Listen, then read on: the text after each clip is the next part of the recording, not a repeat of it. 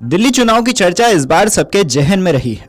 आप और बीजेपी लगातार चुनावी मैदान में अपना अपना दावा कर रहे हैं, कई आरोप प्रत्यारोप भी लगा रहे हैं। दिल्ली में मतदान के बाद अब नतीजों का इंतजार है। 5 फरवरी यानी कि बुधवार को राजधानी के सभी 70 विधानसभा क्षेत्रों में 13,766 मतदान केंद्रों पर मतदान हुआ था। चुनाव में करीबन 60.54% लोगों ने मताधिकार का इस्तेमाल किया। अब 8 फरवरी को परिणाम घोषित किए जाएंगे। इससे पहले सत्तारूढ़ आम आदमी पार्टी यानी कि आप, भारतीय जनता पार्टी यानी कि भाजपा और कांग्रेस में अंदरूनी मंथन जारी है। इस बीच सभी यह बात तो जान गए हैं कि दिल्ली विधानसभा चुनाव में कितने मतदाताओं ने वोट डाला है। लेकिन एक सवाल है और वो है कि दिल्ली में मतदान नहीं करने वाले मतदाताओं की संख्या क्या है। ये आंकड़ा पिछले विधानसभा चुनाव से कितना ज्यादा है। तो वहीं दिल्ली में इस बार कुल 1,55,37,634 पात्र मतदाता थे। चुनाव आयोग के मुताबिक 5 फरवरी को हुए चुनाव में 60.54% मतदाताओं ने अपने मताधिकार का इस्तेमाल किया। तो इस तरह करीबन 94.52 लाख मतदाताओं ने दिल्ली में वोट किया।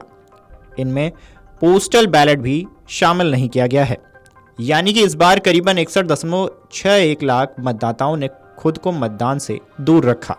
दिल्ली में पिछले विधानसभा चुनाव यानी कि 2020 की अगर बात करें तो कुल 1,47,97,990 पात्र मतदाता थे। तब करीबन 92.42 लाख मतदाताओं ने दिल्ली में वोट किया। इनमें पोस्टल बैलेट को भी शामिल किया गया है, यानी कि इस बार करीबन 55.55 लाख मतदाताओं ने खुद को मतदान से दूर रखा। 2020 में हुए विधानसभा चुनाव में आम आदमी पार्टी ने एक बार फिर से 70 में से 62 सीटों पर जीत दर्ज की थी।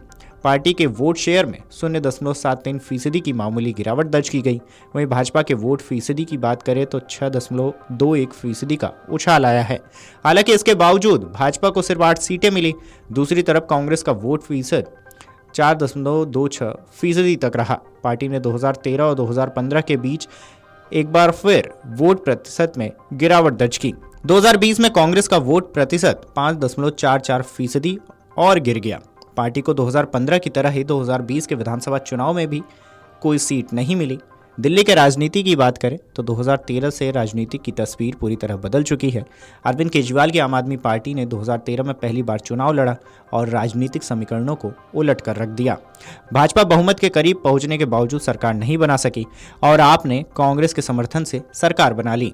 लेकिन 48 दिनों बाद इस्तीफा देकर केजरीवाल ने नया चुनाव करवाया, जहां 2015 में आपने भाजपा को करारी शिकस्त दी और 70 में से 67 सीटें अपने नाम कर ली। इसके बाद 2020 के चुनाव में भाजपा ने पूरी ताकत झोंकी, लेकिन आपने 62 सीटों पर जीत दर्ज की, जबकि भाजपा 8 पर सिमट गई। कांग्रेस की स्थिति और खराब हो गई। वो लगातार 2 चुनावों में खाता भी नहीं खोल पाई। इस बार चुनाव हुए, एग्जिट पोल भी सामने आए, जिसमें बीजेपी को लेकर गुड न्यूज देखने को तो मिल रही है। खैर, राजनीति में कुछ भी संभव है। दिल्ली के मतदाता अक्सर चौंकाने वाले फैसले लेते हैं। अब इंतजार 8 फरवरी के चुनावी नतीजों का है। 8 फरवरी को चुनावी नतीजे आएंगे और तय होगा कि दिल्ली की सत्ता बीजेपी के हाथ जाती है या आप फिर कमल दिखाती है। मैं बहुत विनम्रता के साथ कह रहा हूं कि एग्जिट पोल का हम सम्मान करते हैं और परिणाम दिल्ली की जनता जिस बदलाव के लिए वोट करी थी, हमें ऐसा लगता है उस पक्ष में आएंगे। ये शिकायती पत्र मैंने स्वयं से एसीबी में दिया है और पूरे मामले की जांच की मांग की है। इस पूरे मामले की इन्वेस्टिगेशन होनी चाहिए, ये हमने एसीबी को कहा है। अमर उजाला जीवांजलि के सारथी की मदद लें और महाकुंभ में स्नान जरूर करें।